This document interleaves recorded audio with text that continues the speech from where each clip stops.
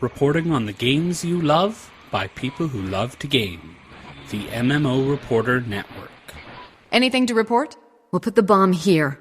The ceiling looks weak. How long is the fuse? How fast can you run? Go, go, go! This place is about to come down. I need some help!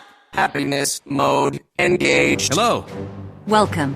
Ready for action. Happy to meet you, hero. Glad to have you with us. You'll find everything you need here. Hail, traveler. Wake up, you motherless Edens. It's time to go. I'd offer the traditional pirate's greeting, but your spleen is better unperforated.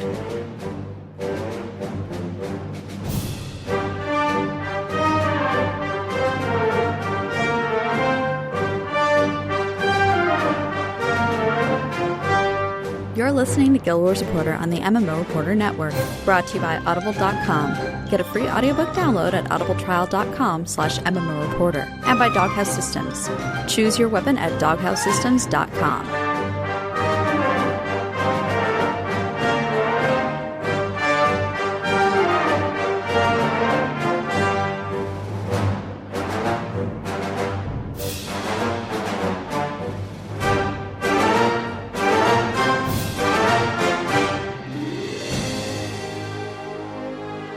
Hello and welcome to another episode of Guild Wars Reporter. This is episode 151. I am Celeste, and as always, I am joined by the amazing Allona. Hello, spectacular Celeste. Hello. Hello. How are you doing? I'm good. How are you? I'm good. Good. Are we going to talk like this the whole time? I think our rating may need to change, so no. So I know that we had very busy weeks, but let's go ahead and jump into what we did so that we can get through all of the crazy stuff that we have planned to talk about this week. Well, yes. All the crazy stuff that happened in over a 6-hour period. Yes. So prior to that, I worked a bit more towards my 500 armor smith. I think I'm at like 490 something. And I can't remember exactly what it is, but I'm pretty darn sure it's at 4. And I farmed for the mats to try get to 500 armor smith. I popped a crafting booster on my warrior who had armor smith. And I've only been going in on her after I've like played for a week and gathered some more stuff. And I'm like, okay, make a couple more things. Oh, I'm that much closer. Yeah. So I'm in the home stretch anyway. Cool. I've done some BP, not actually as much this week. I had fun with it, but I didn't do an awful lot. I had one match where someone that had been on my team, just random, asked to party it up with me, and we did 1 or 2 matches together. That's nice. Yeah, they seemed really nice. They're new to PvP. We were uneventful together, and it was a lot of fun. Cool. I had, well, not just me, but I had one of the most fun Fungeons ever. Ever. At least 3 of us, so I think it was Cal, he, and I all went in with alts that we've never Fungeoned with. Oh. Yeah. Hunter, and they brought in like their mains, or at least near to. With the 3 of us being on professions that we aren't near as proficient with, even though they're 80, but you know. But they're alts. Yeah, it was a gong show. Oh no. It was Codicus's Manor. It was a colossal gong show. It was fabulous. There was much laughing and yelling, and as Key said on Twitter, her favorite part was right before the final boss. Hunter all of a sudden yelled out, "Who brought their pillow with them?" We did the path where you go in the room with all the traps, and you could use the pillows. And it was Cal. Cal had brought the pillow with him the whole way. There was huge fight / hilarious debate over what front row, back row meant with the barrels in front of the door and the circles, which then flowed over to Twitter over the next 3 days. It was... Oh, that fight.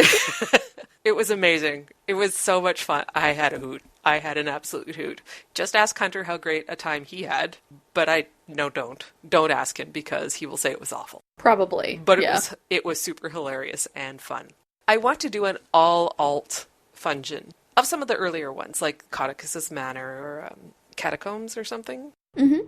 It's never, like, easy for us, because we're not, like, really high, most of us are not high tier players. Mm-hmm. But when you're when you're doing it on a profession that you don't know very well, it just ramps up the difficulty level, Right. the challenge level, and it was so much fun.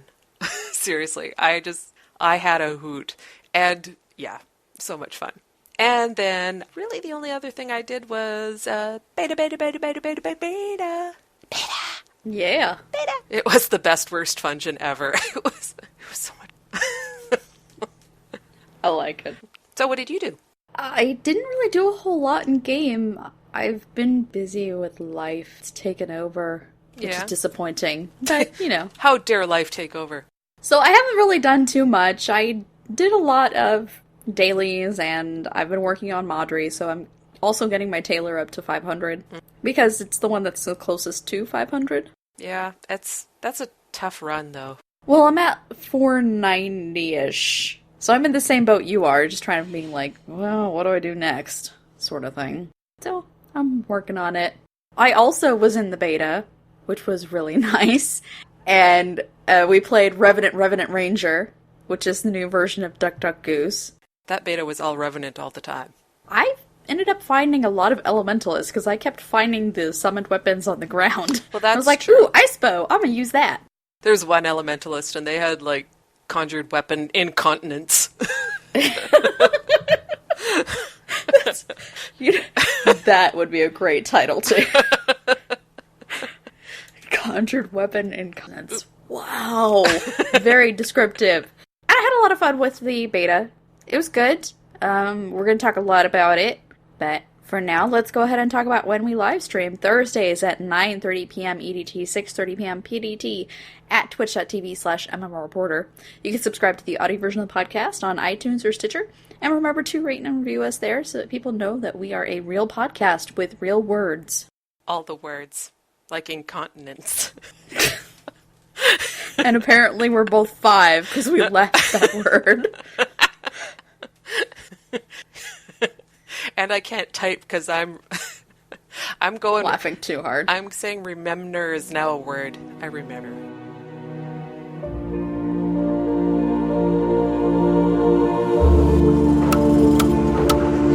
Parts of the city are still unsafe, but once we fix... I'm tired of excuses, Magnus. The city's a wreck. If you can't get Lion's Arch on its feet, you're going to wake up and find this a ghost town.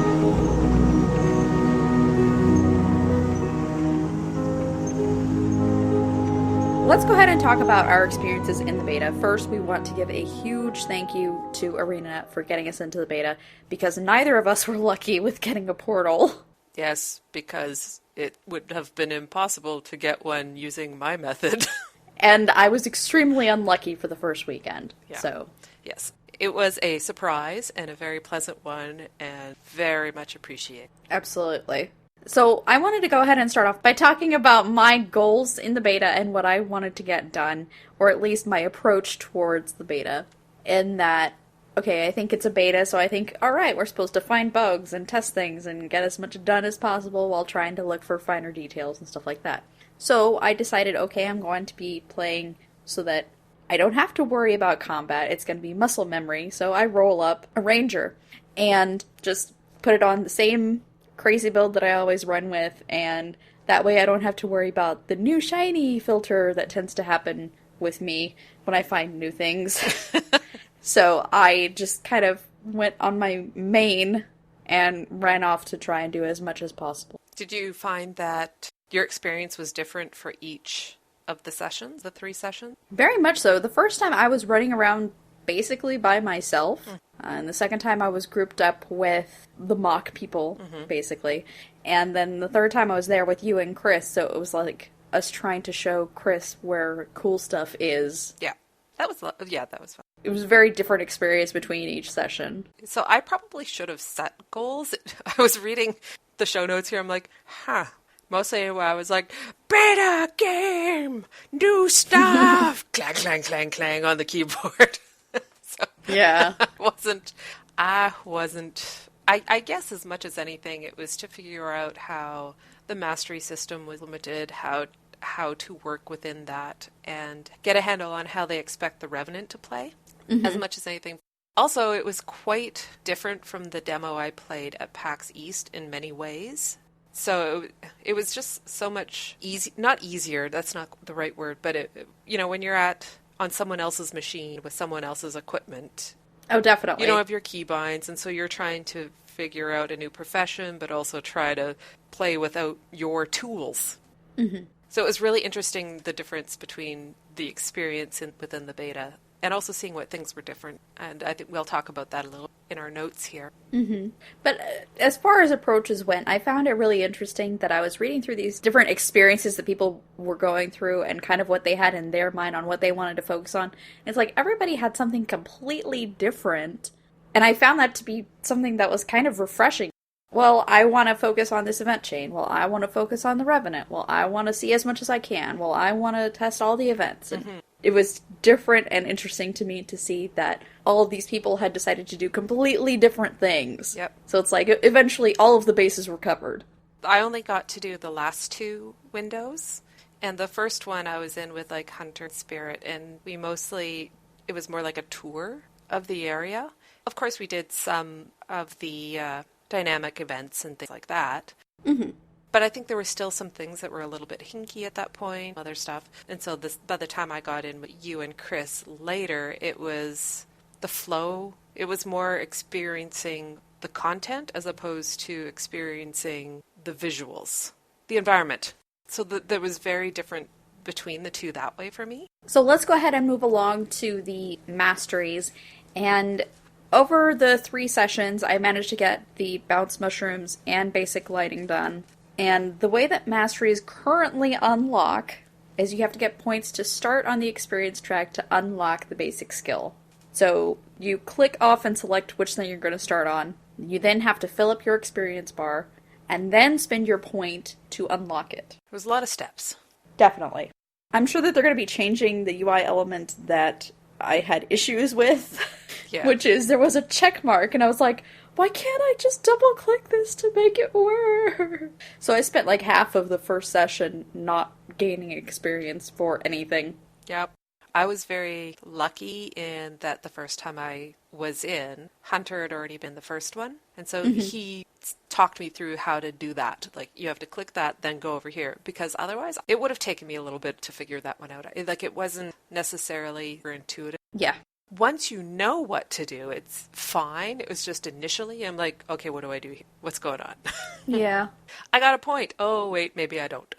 It was a little bit confusing, and to get back to the way that you spend the points and the way that you gain the skills right away, I think the general consensus is that if you're spending your first point, you should probably get the basic skill without needing to go through an experience track. I mean, I understand they go by really quickly, but to go through these areas without one of these skills is really hard.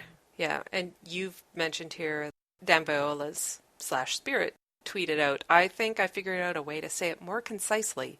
Earning a point and then having to earn the right to spend that point feels bad. And I never really thought about it in those terms, but I was talking a little bit with Richie about it, and it does seem like not having any mastery to start with. It's not that it didn't feel good, but it just makes it that much more difficult for that zone. But at the same time, within 4 hours of play, I was able to unlock 2 of the basics. So it's really not that bad. That's with everyone not knowing what they're doing. So I have the feeling that it's going to get ironed out to where maybe like the first experience bar is half as long or something like that. That seems kind of like a fair thing to do. But I feel like it's a little bit unclear, and maybe it's because the first time I've looked at this ever.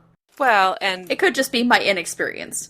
One of the things I was thinking about when I was chatting with Richie about it was, even if they gave you, say, you get 10 free uses of all the basics, or at least, or 5, and so you need to use them wisely, but you at least get to try them out to maybe decide which one you want to go in first. So, like, okay, I have 5 mushroom bounces. I have 5 glidings that I could do. I don't know. That might be too hard to implement. Yeah. I'm not sure how that would work, but...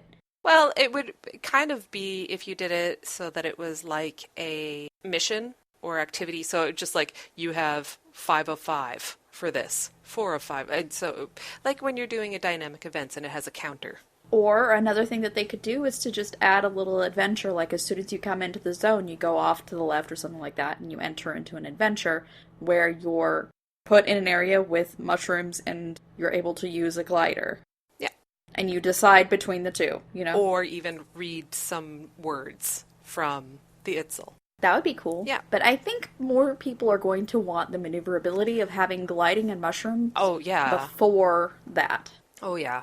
You did mushrooms first and then gliding. And I did gliding first, then mushrooms. And I think the mushrooms might be more useful, at least for the basic.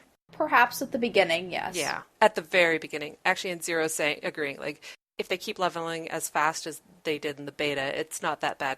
We both got 2 within the beta's time frame. Exactly. It was like, I can't get there. I have to run. There was a lot of running involved because you weren't able to utilize the mushrooms and gliding. And once I had both of them unlocked, made all the difference. It was very easy to traverse the areas. So as far as bugs, I only ran into a few. One was mostly to do with lighting and some crazy disco floors anytime I would move my camera around. I could get them to do what seemed to be happening to you, but they weren't, obviously not near as extreme. It was surprising, but I don't think it was as extreme as I kind of made it sound while we were on the chat. But it's just kind of like, wow, that's different. Another maybe bug was that I would get onto a bounce mushroom and it would like kind of stop short of where it was trying to send you. So you'd get like halfway up into the air and you'd hit like this invisible wall so that you couldn't get past it. So you'd just kind of like run into this wall and then go up a little bit more and then you'd fall to your death because you couldn't get to the right spot. Yes. I did have that happen too, where I would be on one of the mushrooms and I'd click it and I'd just kind of go back and forth, like I didn't go anywhere. I just did a little dance right in spot. I did have that one, and I did see that a few NPCs with like double brackets and numbers instead of names. Oh yeah. That may not be a bug. That might just be, it's a beta thing. They have not actually named those yet, so they have a place, this is what they are. Yeah. And it has to be a bug, and it's not a huge deal necessarily, but the character creation bug that beheaded everyone. So, it was pretty funny. Yeah, everyone was like, ginormous! So you'd be looking at your character and you could only see them from the neck down. Like, I think their head looks okay. It was pretty funny. Yeah, I mean, but it's a minor thing. Yeah, those are so minor. It was very polished, I think. Mm-hmm. The environment was extremely polished, and the events may need some work. No? Yes? But I really enjoyed the event chain that we did with the Itzel, Newhawk, and Zintal. It took nearly the entire length of the beta day in order for me to be able to be at the right place at the right time to see the event chain for the Itzel. And it was fun when I got it. And that's what I was saying about the experience. That time was so different than the previous, that we actually caught a chain right at the beginning and were able to follow it through its progression. Mm-hmm. I agree that the event chain felt very good. Definitely. I think that maybe just adding more flavor dialogue from the NPCs would help to let people know more about what's happening, because there were a couple of the events in the chain and I was just like, I don't know what's going on. What am I supposed to do? What's happening here? Especially with the planting of the eggs. I was like, okay, what are we doing? I don't understand. Well, and I think by the time you got one of the eggs, there was only one of the circles still available. That was one of the ones that was bugged in the earlier session. Oh, okay. I don't know if it was bugged or if it was still early enough on that no one knew what they were doing. I don't know which one of it was. Saying it was bugged might be unfair. By the time you said, I don't know what I'm doing, I'm like, well, I think we actually won. We actually succeeded at this event, so don't worry about it. I really appreciated all the circles and the orange arrows letting me know exactly where I needed to go to get to the next event, because I got lost in a sea of revenants every single time. I was like, okay, which Zerg am I following? Where are my people? You were following the guy with the amazing handlebar mustache. I can't see it from behind. Oh, wow. It was pretty big.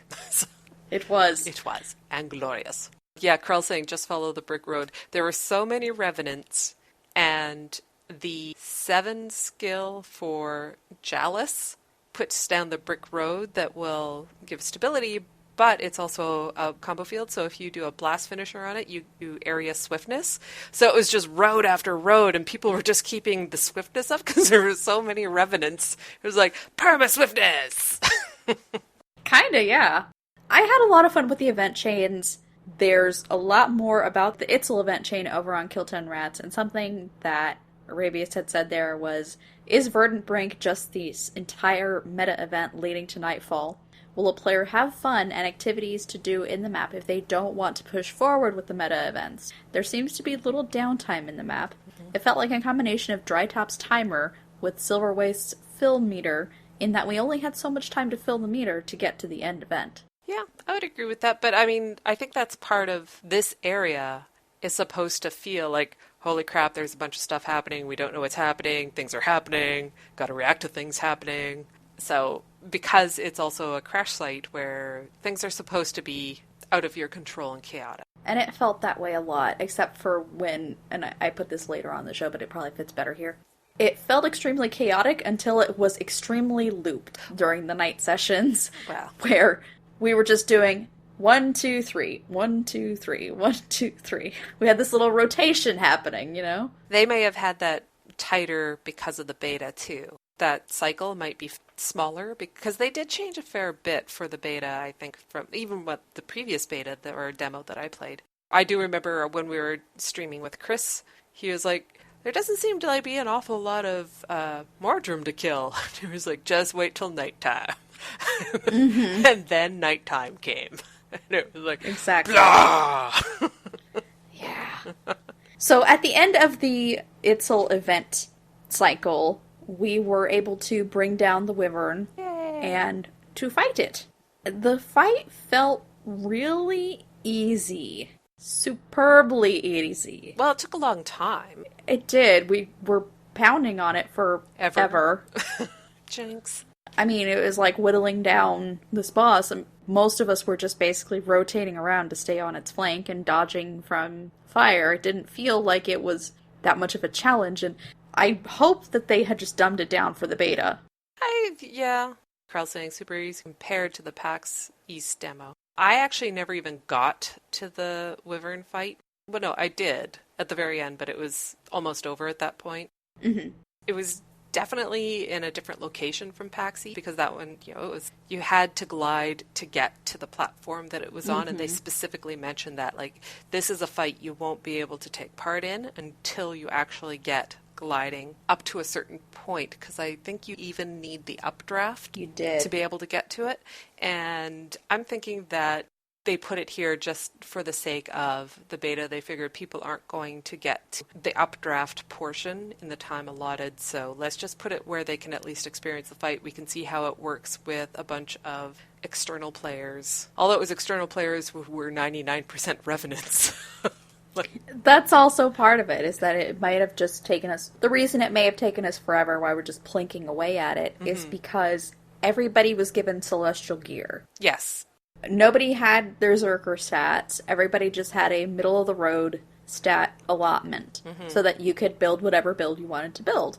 But it also meant that nobody was really super effective as far as doing damage. I did actually go in the last one, right towards the end actually, and check out the traits for the Revenant, the ones that we were given, and actually switched up a couple things. So it took me a while, but I did. Zerkers or GTFO. As far as adventures, I did try out the salvaging parts at least a dozen times. It was oddly addictive. Okay. Which one was that? Because I'm not sure I did that one. It was near the sanctuary area. I think that's what... Anywho, it was down near all the... Oh, was that the exploding eggs? No. This is where you went around and you had to pick up, like, salvage off of the ground, and you had to pick it up over and over and over again and try to survive while there were vines throwing stuff at you and trying to hit you with their melee attack and stuff like that. And it's really fun. I don't think I did any adventures. Well, this was the only adventure that I had come across that was actually open, so it was the only one that I had gotten to do. And it's really fun. Now, I didn't get to bronze either, But it was really compelling to go right back in and start it all over again, especially with your character talking about you have to live with your knees and grunting quite often. It was funny. Hunter had said that he had tried out the bug collecting adventure, which should be fun for anyone who likes jumping puzzles but wanted an additional challenge. So there's a lot going on there. And Trey Mesimuche commented that this is Priory written all over it. We're in dangerous lands, in the presence of an elder dragon. Time to study insects. That totally sounds like something the Priory would say. Some overall talking points are that the region's really beautiful, and it's green and lush in the canopy, and the ground floor is very arid, and the underground actually feels musty and moldy. The audio capture and the Foley sounds that they had added for this region are amazing. Well, they've always been good with Foley. But it's really great. I was just standing around and listening to all of the bird sounds and nature noises that they added to this area. 100% agree. Still waiting for the Season 2 soundtrack, guys. Are ya? Do you have your credit card in hand? Kind of. Yeah. But it would be really awesome to get more of the audio capturing videos. I'm going to harp on this until they put out another one. Yes. I need more audio videos. Those were great. We Yes. will never not say those were great. He was swinging a ball of fire. I know, around flammable things. It was awesome. It was.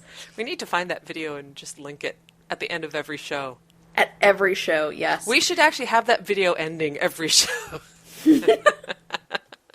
There's a lot still missing. The NPCs don't really chatter much, but yeah, I feel like a really cool thing that they could do, and I don't know if this is something they're planning on doing, but this would be awesome, is that as you're earning reputation or you're learning the lore for that particular culture, you get to hear more chatter and you recognize more details about them and their culture, like maybe their coloring becomes more obvious, or you get to understand words that are not necessarily voiced in English or your native language for the client. Yep. So it's like you start picking up on private conversations. That would be really... And the benefit of that is if you did have ambient chatter in a Hylic language, you wouldn't need to dub that into any other language. It's just like, it's a gibberish language that none of us know.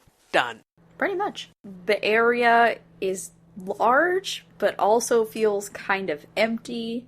That's probably just because it's not really that fleshed out, and there's a lot of running and jumping to get you through areas, and there's a lot of running. Yeah. A lot of running. I've actually heard that from a few people, and I actually didn't feel that at all. And it's maybe because I did play the demo at PAX East, and the population there was so much sparser, that this felt very, look at everything going on. There's so much going on. There's so many people. There's so much life. So I guess I didn't really notice what other people have. To me, it felt like there was not a whole heck of a lot to do. There was a lot to see. There was a lot to explore. But it felt like the events were definitely on a rotation, and that was something that they had done maybe intentionally for the beta. Yeah, I could totally see that. Like, we need to test these certain things.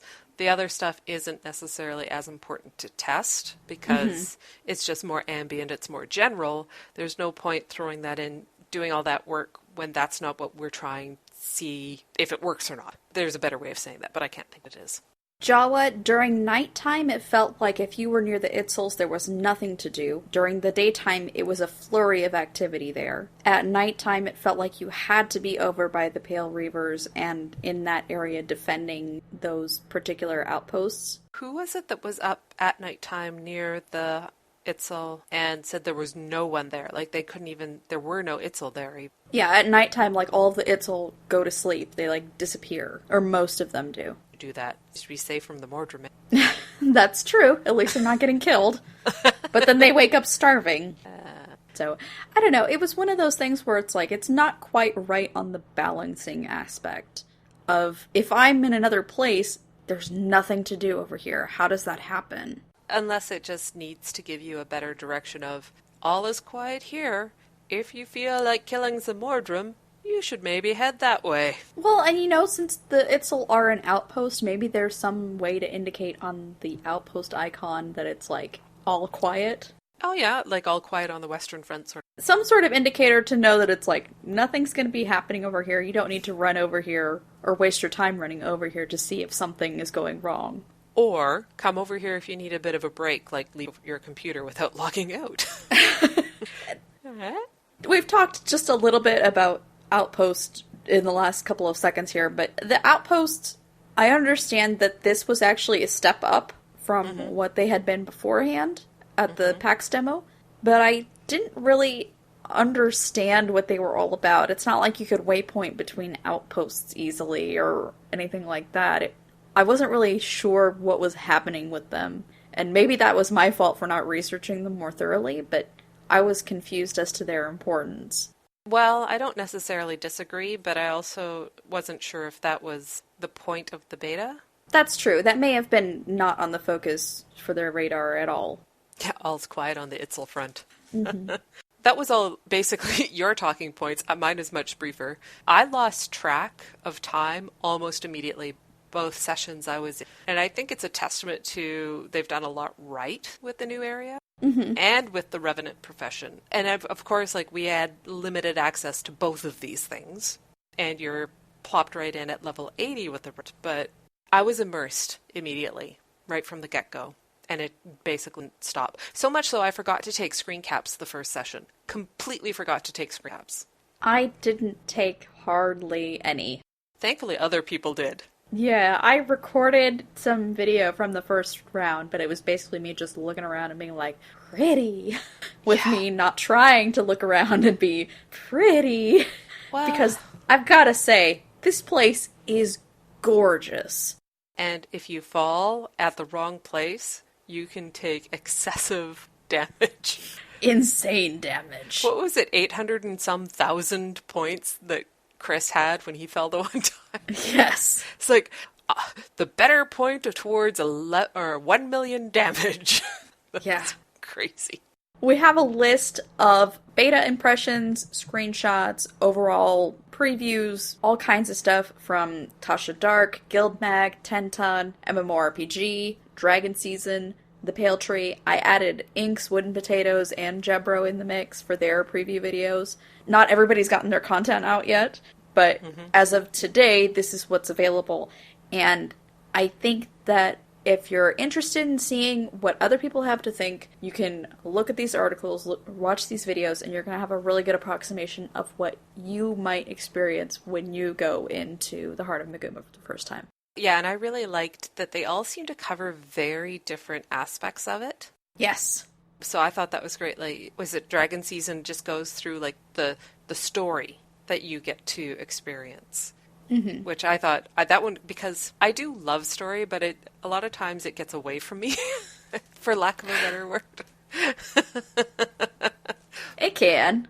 But I like all these. And actually, I think we're planning on putting up the stream that we did as well. Slightly edited. Eventually. So yeah.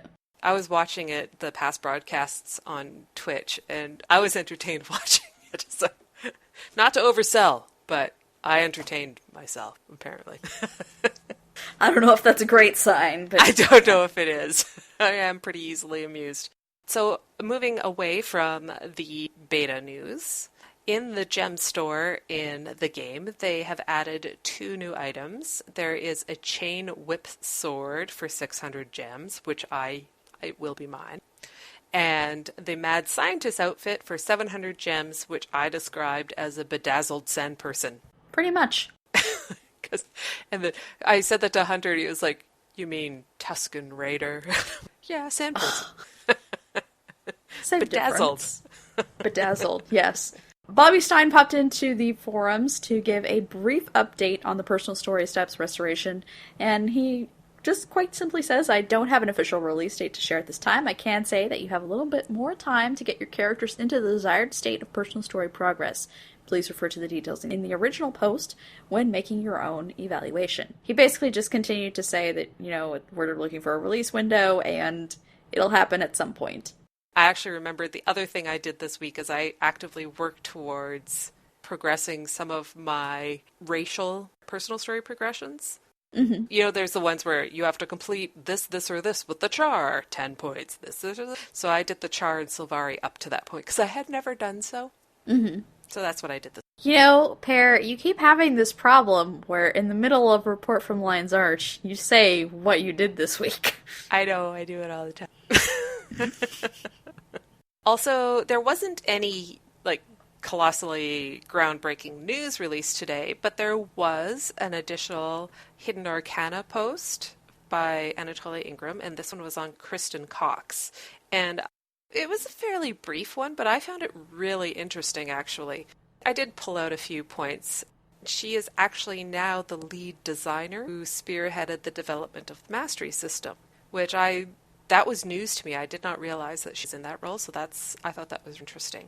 Mm-hmm. Because I learned 2 new things about Kristen Cox in this article and our blog post, and the one was this, and the other... So what we knew initially is that she hoped she could use her experience working on commerce systems to help develop the gem store within Guild Wars 2, so she reapplied at the studio. Some microtransaction items had already been implemented when she arrived. While some of them became gem store staples, Kristen helped to polish, implement, and revamp others based on beta feedback. So I knew her more as a gem store developer, I guess. But, apparently, during Living World Season 2, Kristen took charge of a new team that was organized to improve in-game rewards in Guild Wars 2. Previously, no single dedicated team handled in-game rewards, and individual content teams were responsible for deciding how players would be rewarded. Kristen felt there should be a greater balance between gem store item offerings and in-game rewards, and she and the rewards and commerce teams have worked on creating a clear division so that items will fit their method of distribution. For example, armor sets are now exclusively designed as in-game rewards, while outfits are primarily gem store offerings. Her teams also designed the new transmutation system and helped work on the new wardrobe. So that was news to me, and I thought that was really interesting. It is. It's pretty cool. Yeah. It kind of also cements that armor sets are just for in-game. Was that something that they had already said? I don't remember them ever saying that before. All right. That was the first time I remember hearing about that. And I actually had noticed that lately. I was like, they haven't added a new armor set to the gem store in a long time. They've been going gangbusters with the outfits, which I'm totally cool with. And Hunter asked, isn't she who Reddit blames for all the pay-to-win stuff in the gem store? Yes. Yes. She got a lot of Reddit hate, actually. I do remember that. Yeah, and I'm with thanks. I'm okay with only outfits. I really like how they implemented the outfits. I know that people would like to be able to mix and match, but if it's account-wide and it's a set, I'm good. Yeah, I don't know. I'm a mix and matcher, and I'm okay with getting armor for doing stuff in-game. Yeah. But to kind of have it solidified that, okay, you're not going to get armor sets in any the gem new store. Armor sets. Any new armor sets in the gem store. Just kind of went, well, okay. I actually am okay with that. And they did get a lot of positive feedback from the Carapace armor and the Luminescent being in-game that you work towards. Mm-hmm.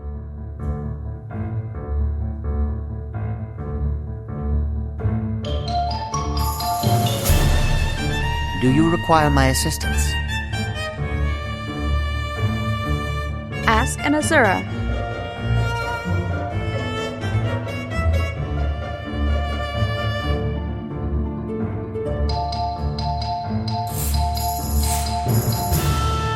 Excelsior! So I was running around in the game and got a whisper from Tough Love Critic in the game with a tip that I thought was fantastic. He says, easily the best hack anyone ever told me. The first 2 letters of each word of an item will find it on the trading post. So packed quarterstaff can be found by typing PA space QU, and it's way less typing.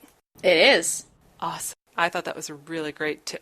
Since hearing that, I haven't actually used it. I'm just trusting that it works. I'm trusting you. That is pretty... I'm gonna have to try that at least a few times, because there are times that I get very frustrated with trying to search for something specific. Mm-hmm. So that's good. Yeah. My tip for this week is if you're going to do a lot of crafting, but you may also need to buy some materials along the way, it may be faster to leave a character parked by the trading post NPC so you can quickly switch to an alt to pick things up and deposit if you're not willing to run between the crafting table and the pickup.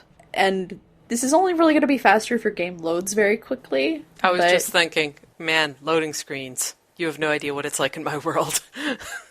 If you choose a city that's not very populated, like let's say you decide to park it at Holbrook or Black Citadel, right next to the Black Lion pickup, it should go pretty quickly. My tip, and I've talked about it on the show a little bit, but I'm formalizing it as a tip.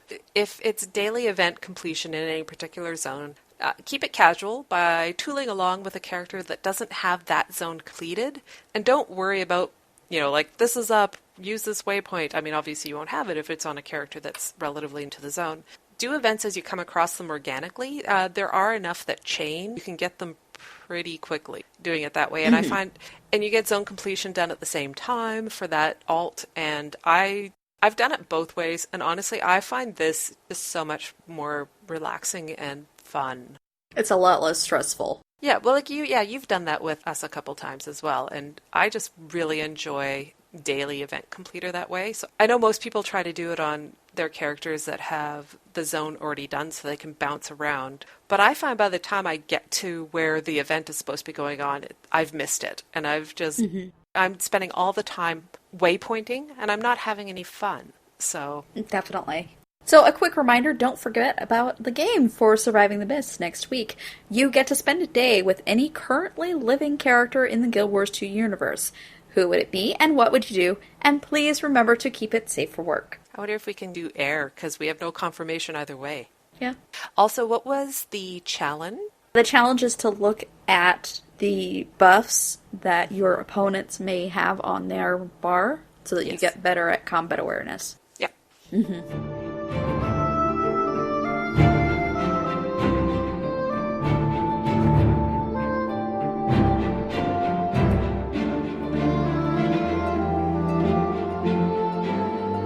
Tales of Tyria.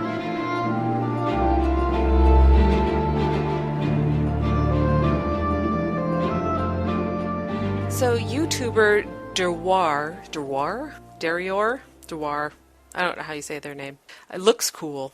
Has started a series for Tyrian characterology. And we have a link for episode 2, which is on Brom Erison. And it basically is a rundown of, I think he's doing all the Biconics first. Mm-hmm. Yep.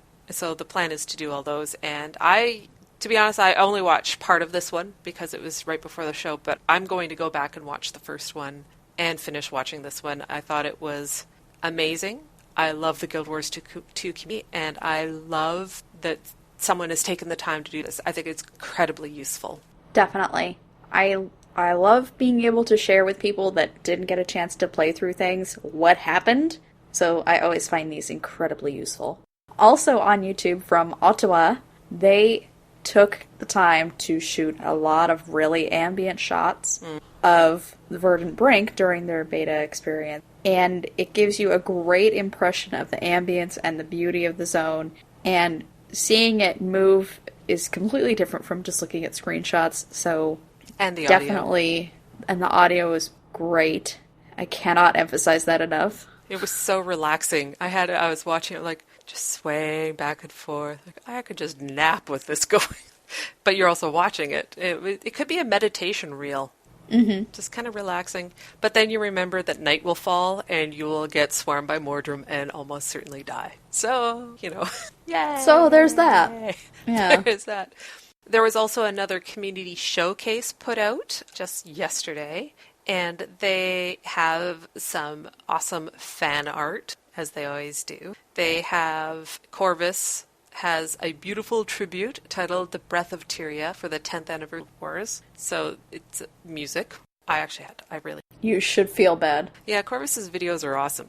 There are some amazing Quaggan minis, particularly the angry Quaggan with the mouthful of teeth. Mm-hmm. And they also have a video of Tolerable Hues drawing and coloring a Sylvari portrait at high speed. and I love that it's hand-drawn as opposed to like tablet or computer. And there is a song about player versus player by Rustage.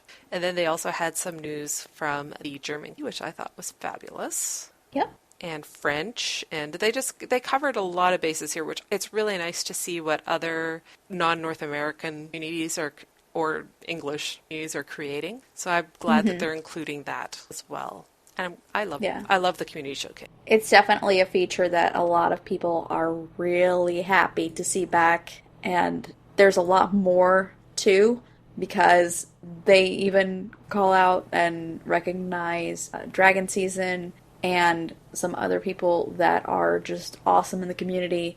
So it's very good. Speaking of very good, there also was a trailer for a radio drama that was recently shared that's in the vein of being from Tyria. And it's on YouTube, but obviously it's just a blank screen because it's a radio drama. But it does seem like it's going to be a very interesting storyline. And the audio's not the best as far as quality goes. But when you have many people collaborating, you're going to have variations. Yeah. And listen to it for the story, not necessarily for the audio quality. I'm really looking forward to this, to be perfectly honest.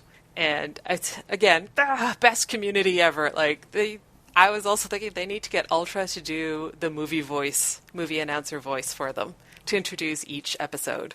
That would be pretty amazing. I'm including this because we did talk about on the show our friends that got married, and they had a somewhat overarching Guild Wars theme to it.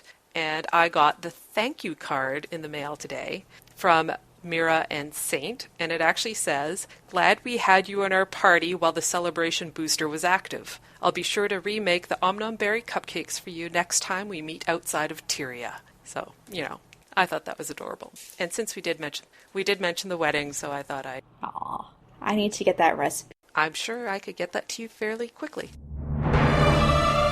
May the Six watch over you. So if you have a community event that you would like for us to share, please send us an email. Legion calls. And if you've got a burning question for our Ask an Azura segment, let us know. Seize the moment. And so now let's go ahead and talk about our sponsor. More people should learn to bard. If you are in dire need of audiobooks, or just, you enjoy books with sound, you can go to audibletrial.com/MMOreporter and you'll get a free audiobook. I'm selling. You buying? And if you use the coupon code MMOReporter at doghousesystems.com, you will get an additional 120 gig SSD drive for free on your next build, and or possibly a Superstar Destroyer. No free samples. So if you're in love with the show or the network, consider becoming a patron on our Patreon page. You should definitely check it out. Patreon.com/MMOReporter. Let's see the color of your coin. So, Allona, if people want to get into contact with us to share their questions, answers, or corrections, how could they do so? They can email us at gwreporter@MMOreporter.com. Twitter is @GWReporter. Our website is guildwarsreporter.com. You can leave us a voicemail at 616-666-6778 or use the widget on the right-hand side of the website. YouTube is MMO Reporter Network, and remember to like our videos and subscribe to the GW Reporter playlist. And while you're hanging out there, try some of the other shows. You might find something you like. Facebook is GW Reporter. Tumblr is gwreporter.tumblr.com. You must visit more often. And you can visit us on Twitter. I am at OneBigPear, as in the fruit. And I am at Selyuki. In a world where you can visit us on Twitter, I am Ultra, at Ultratown. Or at Hunter's Insight, one word. You're kidding, right? Or you can find us in-game where I am Selyuki.5046. And I'm OneBigPear.1249. And I am Ultratown.5683. Incredible! And you can get me in-game at Hunt, H-U-N-T, I forget my user display name or whatever. I can't believe it. Until next time. Yes, that's right. So thank you for coming and watching the video, and we hope to see you in game.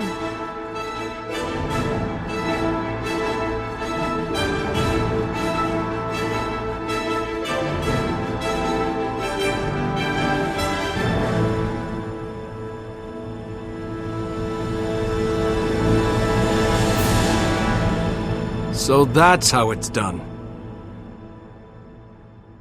Indeed! Alrighty.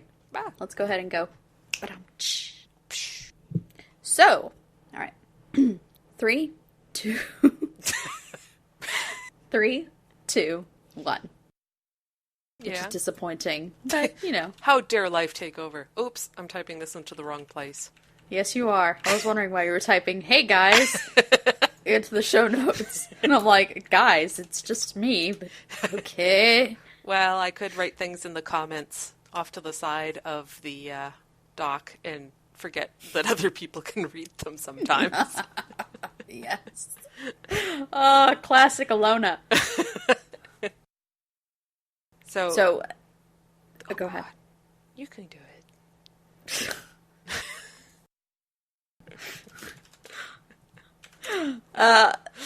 Bobby Stein popped in.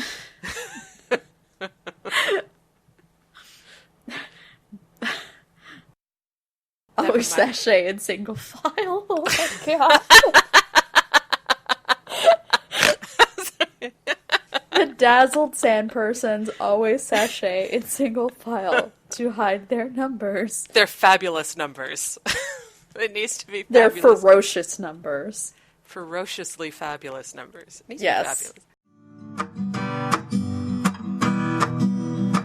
Thanks for watching the video, everybody. Don't forget to check out all the other podcasts at MMOreporter.com or by clicking on any of the links here. And please check out our Patreon campaign at patreon.com/MMOreporter. Thanks, everyone, and see you in game.